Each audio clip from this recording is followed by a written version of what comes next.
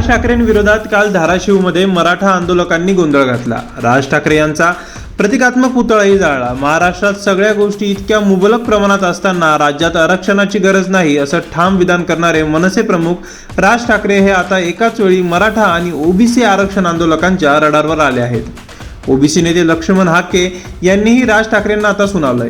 राज ठाकरे हे मनसे पक्ष संपवण्यासाठीच मराठवाड्याच्या दौऱ्यावर आले आहेत का असा सवाल हाके यांनी विचारला। राज्याला आरक्षणाची गरज नाही असं विधान राज ठाकरे यांनी केलं होतं। त्यावर ओबीसी आरक्षण आंदोलक लक्ष्मण हाके यांनीही आज प्रसार माध्यमांसमोर टीकेची तोफ डागली। हाके म्हणाले, राज ठाकरे यांच्या आरक्षणाबाबतच्या विचारांची मला कीव येते। राज ठाकरे हे मनसे संपवायला मराठवाड्याच्या दौऱ्यावर निघाले आहेत का? राज ठाकरे तुम्ही खरंच प्रबोधनकार ठाकरे यांच्या घराण्यात जन्मला का असा संतप्त सवाल लक्ष्मण हाके यांनी उपस्थित केला।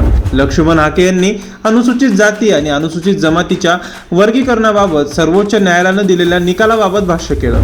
या निकालाबाबत ते असमाधानी दिसले। हाके म्हणाले, जेव्हा ठोस डाटा सरकारकडे असेल तेव्हाच वर्गीकरण करावं। हे वर्गीकरण घटनाविरोधी आहे। ते अंमलात आणताना अडचणी येतील। क्रिमिलेअर सर्वांना लावाल तर आरक्षण संपुष्टात येईल। न्यायालयानं एससी आणि एसटी आरक्षणाला का हात लावला कळलंच नाही। शरद पवार यांच्या ओबीसी धोरणाविरोधाचाही हाकेंनी चांगलाच समाचार घेतला। ते म्हणाले, शरद पवार हे नेहमी इलेक्शन मूड मध्ये असतात। ओबीसी समाजाचं व्याकरण ते समजतात, पण त्यांचं अंतकरण पवारांना समजत नाही। ते समजले असते तर शरद पवार आतापर्यंत 2-3 वेळा देशाचे पंतप्रधान झाले असते। जरांगे म्हणजे पवार आणि पवार म्हणजे मुख्यमंत्री असं झालंय। पुढे घातलेल्या निवडणुकीत हेच असेल अशीही टीका यावेळी लक्ष्मण हाके यांनी केली।